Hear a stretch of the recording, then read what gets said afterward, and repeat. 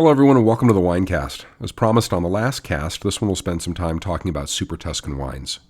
They're interesting for a lot of reasons, and one of them certainly is that Super-Tuscan might be one of the most tossed around but also most hazily defined terms in the wine world.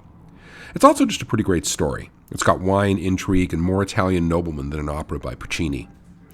Normally it'd be tempting to start with the definition of the term and go from there, but defining Super-Tuscan is half the problem, and maybe the best place to start is with the history of the Super-Tuscan movement. If you've seen the cast on Italian wine classification, then some of that history will be familiar to you already. If you haven't, this might be a good time to check that cast out and then head back to this one. When the first version of the Italian wine classification system was rolled out in 1963, it had two tiers, one for quality wines and one for table wines. The quality tier was already subdivided into two parts, but the stricter of the two parts, the DOCG level, wouldn't be awarded to an area for another 17 years. And for the purposes of the Super-Tuscan story, we can skip over it. But again, the cast on Italian wine classification covers it, so head over there if you want some additional information. The long and the short of the quality, or DOC tier, was that in order for wines to receive this designation, they had to be produced under fairly strict regulation that covered all aspects of grape growing and wine production. If a wine wasn't produced in accordance with these requirements, the only thing that could be done was to declassify it to the only other available tier, table wine or vino da tavola, a tier meant to house inexpensive wines with little expectation of quality. From the start, this system found itself confronted by a lot of angry winemakers, whose main frustration was that the system was both rigid and inflexible. The main problem being that regulations for DOC wine were often the product of goals and values different from those of quality winemakers. On the one hand, during the 60s, the Italian wine industry was going through a phase that emphasized volume, and while the goal was still to produce quality wine at the DOC level, the goal was also to produce lots of it. And some specifications for the various DOCs often seemed to reflect the desire for quantity over that for quality. Even more stifling was the role that tradition played in a lot of these regulations. For instance, by 1967, the Chianti DOC required a specific formula for its eponymous blend that, with some modifications, was based on the formula developed by the Baron Bettino Ricasoli in the 19th century. It specified no more than 70% Sangiovese in the blend, and a minimum of 10% to a maximum of 30% of the remaining blend had to be filled with the white grapes Malvasia and or Trebbiano. Any slack that the white grapes didn't take up had to be filled with a local red grape, Canaiolo, and perhaps some other local reds. These regulations had a lot to do with tradition, as the Ricasoli formula had some age and was widely used, but adding otherwise undistinguished grapes like Canaiolo, Malvasia, and Trebbiano to the blend was also a practice congenial to increasing output by stretching the Chianti, though some producers would have preferred the term thinning instead. These issues weren't unique to Tuscany, where Chianti is located, and winemakers elsewhere in Italy were also feeling the regulatory pinch. But a series of events in Tuscany during the 1970s propelled Italian winemaking in a new direction and laid the groundwork for substantive changes to Italian wine law 2 decades later. The first of these events happened in 1971 when the Marchese Mario Incisa della Rocchetta, a Tuscan nobleman and winemaker, released the 1968 vintage of the wine SASSICAIA under the label of his winery Tenuta San Guido. SASSICAIA was a blend of Cabernet Sauvignon and Cabernet Franc, two varietals most closely associated with Bordeaux in France, but that the Marchese had been growing on his estate since at least the mid-1940s. These two varietals were not approved, however, for the quality wine area where the grapes were from, so for years the Marchese had been making this blend as a wine for personal and family consumption, since his only other option for releasing the wine would have been to release it as a table wine, or a vino da tavola. But when he did release it, table wine or no, it made a huge critical splash, with one very well-known critic, Luigi Veronelli, famously punning on its vino da tavola designation and calling it instead a vino da favola, or a fable or fairy tale wine. Much of the credit for getting SASSICAIA on the market, though, goes to the two men who convinced the Marchese to commercialize it: his son, the future Marchese Niccolo Incisa della Rocchetta, and the Marchese's nephew and Niccolo's cousin, the Marchese Piero Antinori. Niccolo would go on to assume his father's place as the head of Tenuta San Guido and continue to produce wine under that label. But Piero Antinori would cause an arguably bigger sensation than his uncle and cousin did when he released his own wine, TIGNANELLO.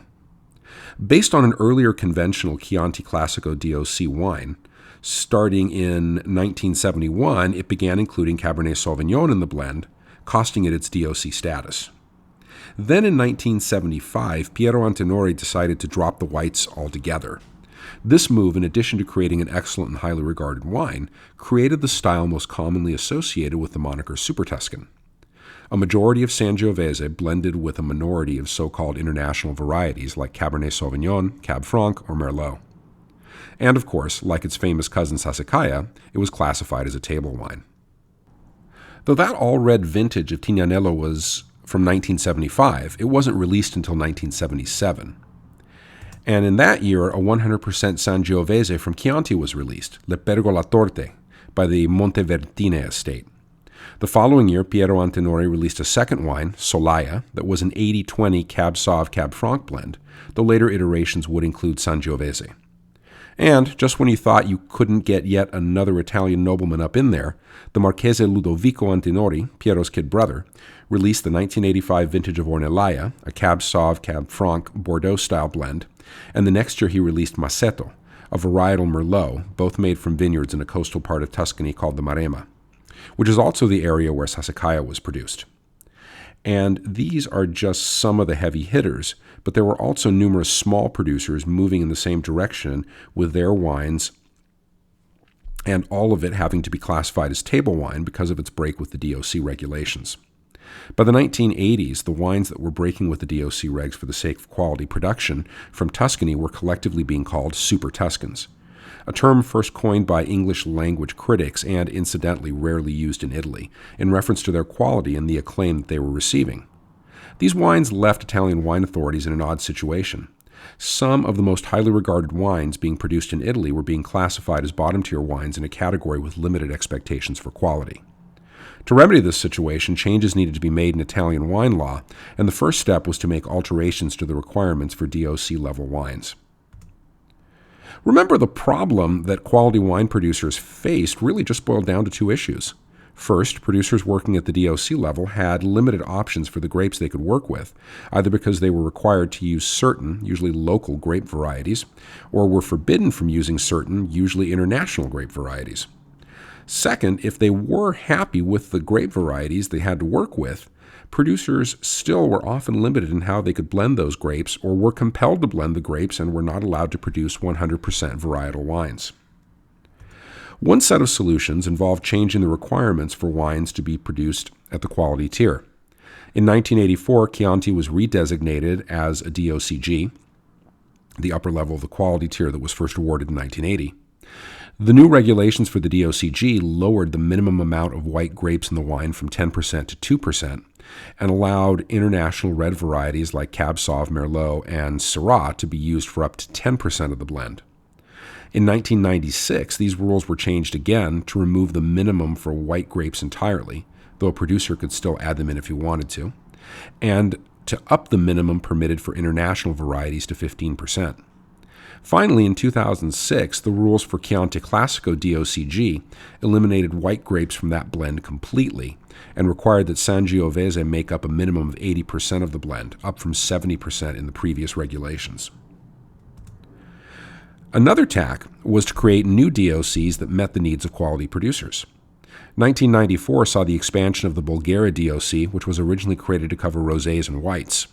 Covering the area near the coast of Tuscany where SASSICAIA, Ornellaia, and other Super-Tuscan producers were growing their grapes, the rules for reds in this DOC emphasized wines made from Cabernet Sauvignon and Cabernet Franc, while permitting the addition of Sangiovese and other local or international varieties if desired. A bit farther south, in 2011, Maremma Toscana was created, and this DOC allowed wines to be produced in a variety of blends of local and international varieties. Then in 2013, Tenuta San Guido was granted its own DOC, the Bulgaria SASSICAIA DOC, the only single estate in Italy to have this privilege, and wines made here can only be made from grapes grown at Tenuta San Guido and must be a minimum 80% Cabernet Sauvignon.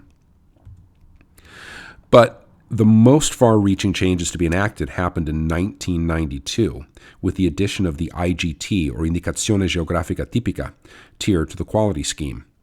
Placed between the quality DOC-DOCG tier and the table wine tier, it was meant to be a less regulated option for producers to work in, allowing for more freedom to experiment in order to find fresh routes to quality. This category was a hit not only with Super-Tuscan producers, who immediately began releasing their wines using this designation, but it was helpful to producers throughout Italy who were facing the same issues as the Tuscans. Today, there are IGT zones in all but 2 of Italy's 20 major wine regions. So, what is a Super-Tuscan, and how do you even know you're buying one? Those are surprisingly difficult questions to answer. The label won't help very much, since the only time, ironically, that you're going to see the phrase Super-Tuscan on a label at all is if that wine is made outside of Italy by a winery that's trying to imitate the particular Sangiovese plus international varietal style that people think of when they think of Super-Tuscans. Now, that's actually a pretty limited way of thinking about these wines, considering that several of the key players in the movement, like Ornellaia and SASSICAIA, have no Sangiovese in them at all, and several others were made totally out of Sangiovese with no other varietals, international or local. The truth is that Super-Tuscan is more of a concept than it is a style, and that's where the problem lies. See, the concept behind the movement was to deliberately work outside of the DOC regulations in order to make a wine of quality greater than could be made within the DOC. But as changes to the DOC and DOCG regulations have been made over the past few decades, the differences between, say, a Super-Tuscan produced outside of the quality wine tier of the pyramid and a wine produced inside of it have become blurred. Also, you shouldn't forget that quality is an integral part of the Super-Tuscan concept, and that the particular blend was always a means to quality and not an end in itself. It only takes a moment's reflection to see that just making a blend of mostly Sangio with some Cab Sauv or Merlot doesn't guarantee that your wine will even be good, let alone super. And one of the major criticisms of the current state of Super-Tuscans is that the concept has been boiled down to a formula that doesn't involve much more than blending certain grapes together. This criticism is especially acute when talking about wines made outside of Italy, particularly in California or Washington State, that market themselves as Super-Tuscan styled wines, but other than the fact that they're combining Sangio with one or more international varieties, it's hard to see what's particularly Tuscan about these wines, no matter how super some of them may be. All of this has left some critics and consumers wondering whether the category of Super-Tuscan has a future at all, or if it's been played out and really only belonged to a particular historical moment before the quality framework had been restructured. These are all pretty weighty questions, but on the bright side, they're probably best tackled over a nice glass or two of Tuscan wine, so you'll at least have a good time while hashing out the main issues. That's it for this Winecast. Thanks for joining me, and please like and or subscribe if you've enjoyed this cast. I'd love to hear from you in the comments and would be especially glad to know what topics you'd like me to cover in future casts. I'm the Unknown Winecaster, and I'm out. As always, please enjoy the grape, but please enjoy it responsibly.